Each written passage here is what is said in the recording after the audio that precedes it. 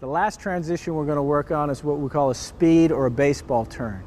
It is a turn designed to obviously maximize our speed and protect the deep zones. We're going to start Dan out in the back pedal. He's going to open on a 45, gather his feet, and drive on another 45. All right. Again, trying to get the best turn situation in terms of covering the maximum amount of ground. Going back to it, Stephen, you can step up on this one. Again, like any transition, all right, we want to get a foot pointed in the direction we need to go to. Any transition to a different direction, again, we got to get the core of our feet underneath us.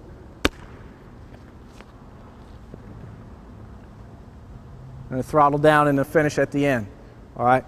Again, just like when we open deep, we're throwing that elbow to get us going in that direction. Again, every transition, we have to gather our feet. Every transition, we got to stick it and then get a foot pointed from a different angle.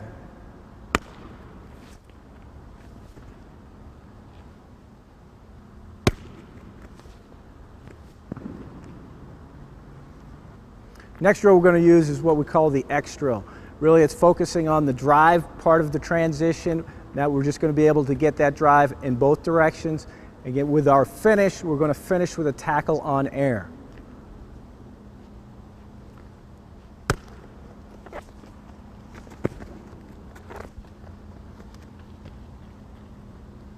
Again, that drill allows us to get a transition to the right, a drive forward, a transition to the left. Stephen?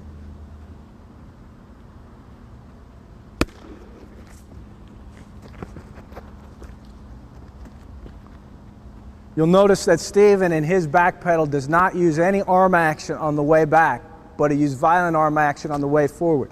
Again, I'm not going to overcoach it. As long as everything maintains itself within the framework of the body, we're going to allow that. The key coaching points, again, is keep everything tight, stick it in the ground, and drive.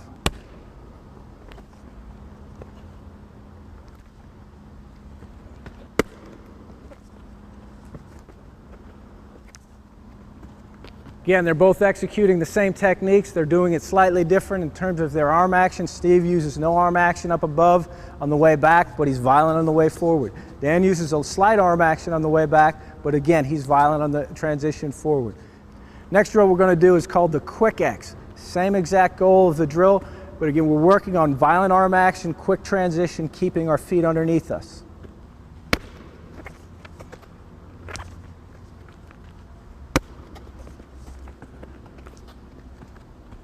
Again, the main focus of this drill is to get rapid foot fire, to get them comfortable with their feet underneath them while accomplishing the same thing. It happens quick and then we move on. Next drill we're going to do is the M drill. The M drill is designed to, again, foster or coach the transition forward.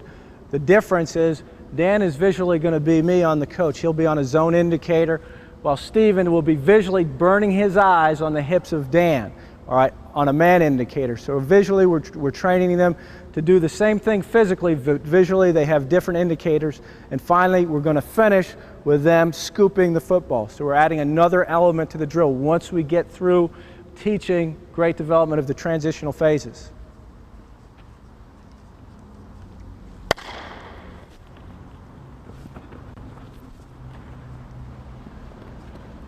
And bend and scoop. You'll notice on the scoop that they'll use one hand to scoop through the ball. We really believe in scooping through the football with one hand and then securing with the other. The two things that does, it forces the ball, the momentum of the ball, away from potentially the opponent. The second thing it does, it allows you to bend a little bit deeper to secure that football. The next drill we're going to work on is called the ping pong drill, and it does exactly that. We're going to work on opening, just like we worked on earlier, but now we're going to do it 4 times. We're going to go down, back, down, and back, all right? The emphasis here is not on the speed so much as the technique.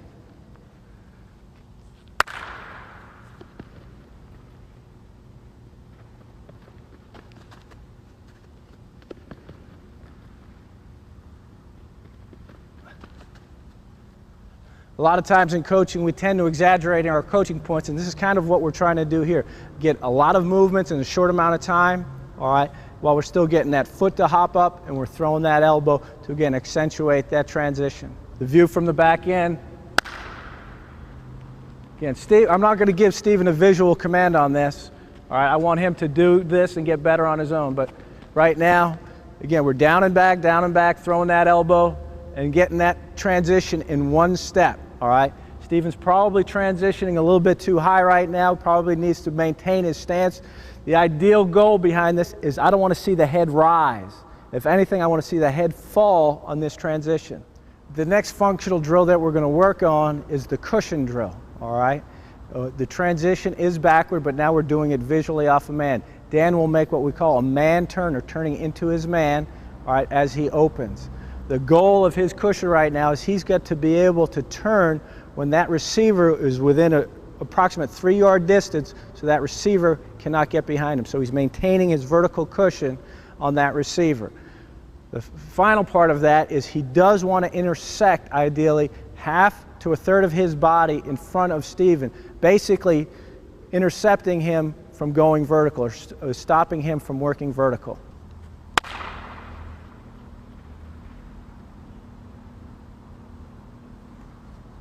So we're not giving him the path to get downfield. We've intersected him. He's got to, if anything, he has to run up our back in order to get vertical. All right, and we have on tape many plays where we have done that position. If he doesn't do that position, he's allowed Steven the opportunity to run past him. So again, roughly a 3-yard cushion. That's based off of the ability of the man and the receiver that he's playing against.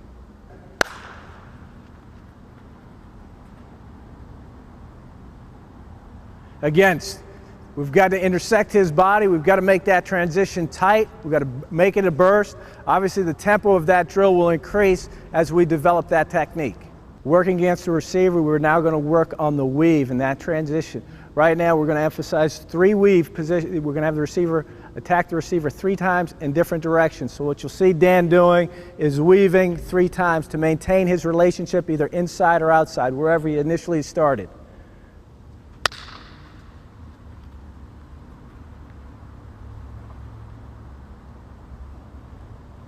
Again, his hips have to stay square. His movement is still backwards. Arms are tight. Everything is rotating backwards.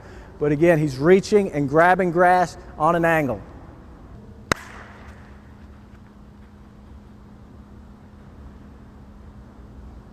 Again, Dan maintains his square relationship, maintains his horizontal relationship. Right now, we're not working vertical relationship right now. It's all horizontal. Next drill we're going to work on is the speed turn, all right? Functionally, we're going to speed turn Dan. Dan is going to speed turn 3 times. The toughest transition we have to teach at times is to make that speed turn when you lose a receiver. And now we're going to try to get him to do it vertically and get there the fastest way he can. Again, it's more of a straight line speed turn than a 45-degree angle speed turn.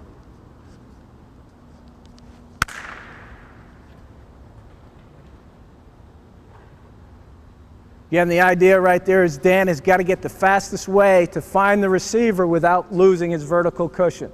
So he's going to spin and lose his vision for a second, but snap his head and eyes around to find the receiver. We do it 3 times again just to exaggerate the drill.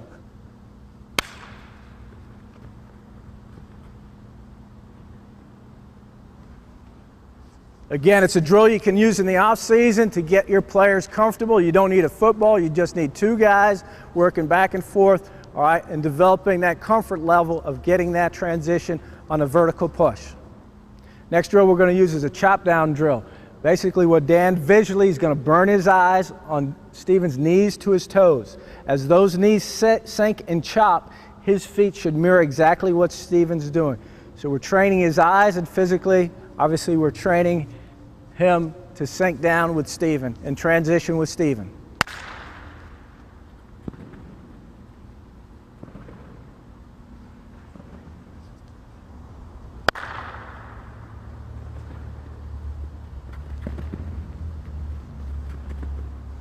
Working on back pedal, but again, the main focus of that drill is really to get our players comfortable to where their eyes should be when they're in a man situation. Right now we want to work on 2 types of releases, a dramatic break on the inside and a dramatic break to the outside. All right. The goal for Dan right now as he breaks on that receiver, so the first break being a slant, his goal is to maintain a leverage where he's aiming for the top shoulder of Steven, but what he doesn't want to do is beat the receiver to the reception point. He wants to be able to intersect his body, one half of his body, on one half of Stephen's, just like we did on the vertical release. We're driving down, and again, the intersection should take place where we have half to a third of our body intersecting and half to a third of his body. Let's work it on the coming back. Dan should be aiming again for the top shoulder. As he drives down and brakes, again, doesn't want to brake too far ahead, certainly doesn't want to brake behind. The one time we will allow him to drive to the low shoulder is when he has help in the middle or on top. So there's two types of man techniques. There's one with help and there's one without. We've started to work on the one where we have no help and we have to maintain our vertical leverage, so we're aiming for the top shoulder. Next transition, we will brake on the out. So Stephen's going to demonstrate a banana out, and now we want to do the exact same thing. Again, we want to get our players comfortable right from the get-go in terms of their aiming points.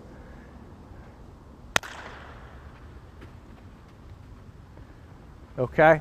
Typically, the number one mistake that we get defensive backs making when they're braking towards the out is they over-brake to the outside, all right? And that receiver will take the ball, catch it, and either come back or there'll be some type of double move. We want to be slow to brake on the outside move, and again, we want to intersect that receiver so if he's coming back, he's running right through us. Second time.